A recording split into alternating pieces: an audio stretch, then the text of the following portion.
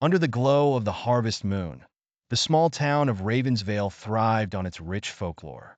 Every year, as the moon reached its fullest, whispers of old legends grew louder. The townspeople believed that when the harvest moon shone its brightest, the barrier between the living and the dead grew thin, allowing beings from the other side to roam freely. To outsiders, these stories were merely quaint fabrications, but to the inhabitants of Ravensvale, they were terrifyingly real. Among these legends was the tale of Count Vladislas, a vampire lord who had once ruled the town centuries ago, before being overthrown by a band of brave villagers. Buried deep within the forest, Count Vladislas was said to awaken every 100 years when the harvest moon was at its peak. Most dismissed these stories as mere myths, but a few believed and prepared rituals to protect themselves. Amelia, a curious and spirited young woman, had always been skeptical of such tales.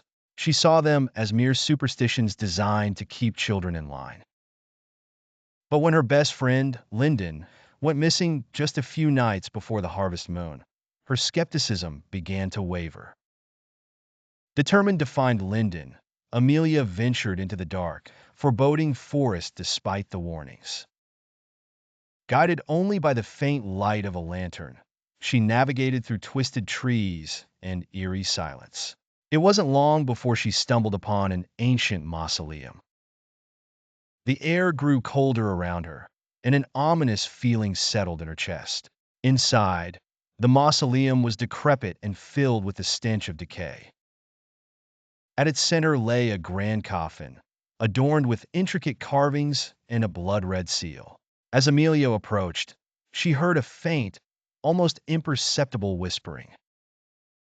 Against her better judgment, she pushed open the heavy lid. The coffin was empty, but the seal broke, releasing a chilling gust of wind that extinguished her lantern. Panic surged through Amelia as darkness enveloped her. In the pitch black, she heard the bone-chilling sound of footsteps echoing through the mausoleum, growing closer with each passing second. Desperation took hold as she fumbled to relight her lantern. When the light finally flickered back to life, she caught a glimpse of Lyndon standing at the entrance, his eyes vacant and skin pale. Before she could react, a shadowy figure emerged from behind him. Count Vladislas, resurrected by the broken seal, loomed over Lyndon with a sinister grin.